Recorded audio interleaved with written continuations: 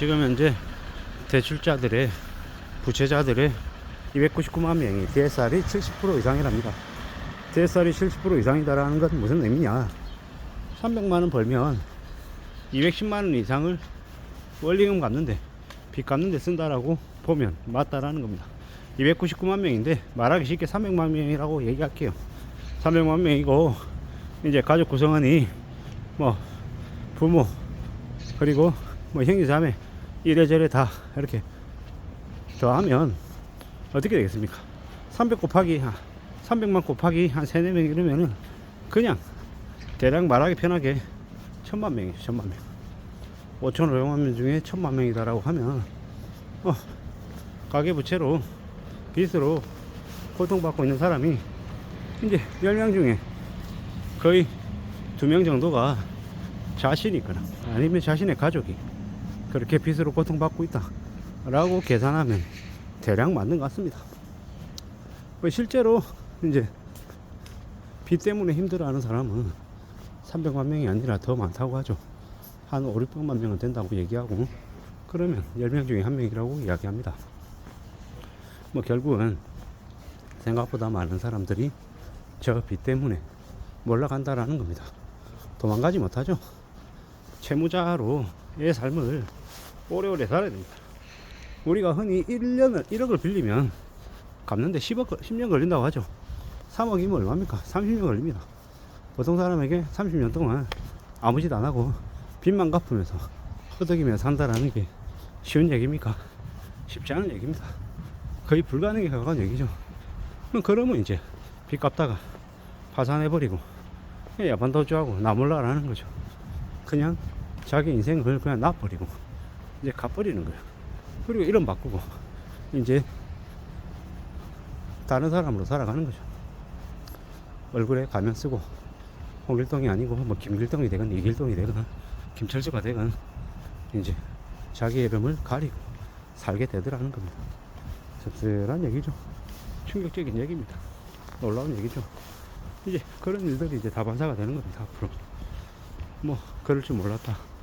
빚을 그렇게 많이 낼 생각은 아니었는데 어떻게 하다 보니까 그렇게 됐다. 뭐 이제 이렇게 바뀌어가는 거죠. 씁쓸한 얘기입니다. 충격이죠. 이제 그네들이 그렇게 엄청나게 빚을 내서 빚쟁이로 전락하고 감당 못할 이자 때문에 허덕이다 보면 이제 일상생활이 정상이 될 수가 없죠. 눈치 보게 되고 뭐 비교하게 되고 뭐 쫓기는 마음으로 살게 되고 그러면 이제 인생이 그냥 엉망되는 겁니다. 뭐 차분하게 착실한 마음을 가지고 뭐 이렇게 심정적으로 편안하게 뭔가를 정리하고 챙겨나가고 미래를 대비하고 이런 모습은 아예 생각도 못하는 거죠. 그냥 포기입니다. 포기. 인생 포기. 참 불편하지만 그게 현실이더라는 겁니다. 어떻게 되겠습니까? 어떻게 살아가겠냐라는 거죠. 답이 없죠. 기대할 것도 없고 그냥 빡빡한 삶만 계속 겁니다. 누구에게 원망하겠습니까? 원망할 상관도 없습니다. 왜냐? 자기 자신이 그렇게 만들었기 때문에 씁쓸하고 또 씁쓸하고 암담하고 황당할 뿐인 거죠. 그 위에 조금이라도 나아지면 다행인데 나아지지도 않는다라는 겁니다. 그냥 그렇게 살아가는 겁니다. 그렇게 10년이고 20년이고 그냥 살아가다가 나이 들어서 더 심해지면 어떻게 됩니까? 나이 들어서 이제 진짜 일할 때도 없고 돈 벌어올 때도 없고 하면 그냥 노숙자 되는 거예요. 노숙자 되고 서울역 이런데 뭐 소주병 병나발 불고 그냥 대기업 옆 사람하고 싸우다가 술 취해 자고 다음날 아침에 무료 급식 주는 밥 한 끼 먹고 또 싸돌아 다니고 그냥 그러고 산다라는 겁니다. 참 사는 게 힘들고 어렵죠. 뭐 나만 힘든 게 아니고 힘들고 어렵게 사는 사람들이 매우 많다라는 거. 그리고 그 힘든 와중에도 자신의 중심을 지키고 살아가겠다라고 애쓰는 사람들은 뭐 당장 나아지진 않아도 나름의 자신의 중심을 잡고 삶을 또 지켜가더라는 거.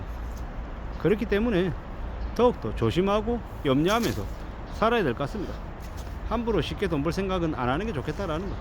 쉽게 돈 벌 생각을 했던 그들이 뭐 수십억 수억 원 사기를 당하고 또 연끌 해가지고 비트해가지고 집을 사고 주식을 샀다가 개폭망하는 겁니다.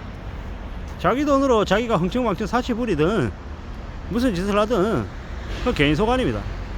자기 돈으로 했던 사람들은 쏙은 쓰릴지 모르겠지만 손해를 봐도 데미지를 적게 입는다라는 거죠. 큰 문제를 안 겪는다라는 거죠. 뭐 자기 돈으로 했는데 뭐 무슨 어려움이 무슨 충격이 있겠냐라고 이제 얘기할 수도 있는 거죠. 근데 이제 빚져 사는 사람들은 자기 돈이 아니기 때문에 어느 시간이 닥치면 이제 빚쟁이들이 와가지고 갚으라고 난리치는 거죠. 그걸 견딜 수 있겠냐고요. 빚쟁이로 쫓기는 삶을 별거 아닌 것처럼 생각하면서 살 수 있겠냐고요. 핸드폰 전화기 울리면 깜짝깜짝 놀라는 거죠. 언제까지 갚을 거야 너 연체가 얼마나 된 줄 알아? 라고 계속 닥달하면 상대방이 혼내면 죄송합니다 라고 고개 숙이고 이제 위축되고 수그러들 수밖에 없다라는 거죠. 그게 불편하지만 빚쟁이의 삶이라는 겁니다. 빚지고 사는데 편안하게 두 팔 두 다리 뻗고 잘 수 있냐? 그럴 수 없다라는 겁니다. 앞으로 더 엄청난 일들이 닥치겠죠. 벌어지겠죠. 아마 엄청난 각오를 해야 될 겁니다. 빚진 사람들이 앞으로 맞게 될 현실이 얼마나 무서울지는 그들은 아직도 모르는 것 같습니다. 죽었다 생각해도 죽는 것도 쉽지 않습니다. 죽는 것도 엄청난 용기가 필요하다는 겁니다. 죽는 것도 아무나 할 수 있는 게 아니다. 비겁하고 도망가고 책임 안 지려고 하는 놈들이 더 많을 겁니다. 근데 쉽게 도망 못 간다라는 거예요. 금융권들이 그렇게 허술하게 도망간다고 내버려 두지 않는다라는 겁니다. 물론 옛날에는 금융권들도 많이 당했죠. 이민 가는 놈들이 대출 이빨이 땡겨서 뉴질랜드로 도망가 버리고 복귀 안 했단 말이죠. 뭐 마이크로 다시니 뭐니 하는 놈들 있잖아요. 그 부모들이 그 지역 일대에서 모든 사람들에게 돈 다 빌려서 야반도 줬잖아요. 쓰레기 같은 인간들입니다. 그런 인간들에게 철퇴를 가야 된다. 그런 애들에게는 진짜 사형을, 무기징역을, 연자제를 때려야 된다고 생각합니다. 강제노역을 지켜야 된다고 생각하고요. 그런 놈들에게 50년 100년 저기 삼천교육대 같은 그런 무자비한 곳 만들어 가지고 쳐놓고 죽을 때까지 강제노역을 시켜야 된다고 생각합니다. 그런 놈들한테까지 인권 운운하니까 대한민국이 사회권 공화국이 됐다고 생각합니다. 제가 이렇게 강하게 얘기하면 또 누군가는 얘기합니다. 그러면 너도 그런 지경에 처하면 뭐라 그럴 거냐고. 제가 그런 지경에 처하면 저도 똑같이 벌 받아야죠. 그보다 더한 걸 당해도 뭐라고 얘기하면 안 되죠. 왜? 범죄자니까. 범죄자한테 인권이 어딨냐? 범죄자한테 인권이 없다. 범죄자는 사람이 아니다. 개돼지고 짐승이다 라고 생각하고 더 학대하고 더 괴롭혀야 된다라고 저는 생각합니다. 그렇게 해도 피해자에게 실질적인 회복이 안 되는 게 지금의 불편한 현실이기 때문에 과격하게 말씀드려 봤습니다. 아무쪼록 세상 무서운지 알고 조심 또 조심하고 경계하면서 살아가야 될 것 같습니다. 이상입니다.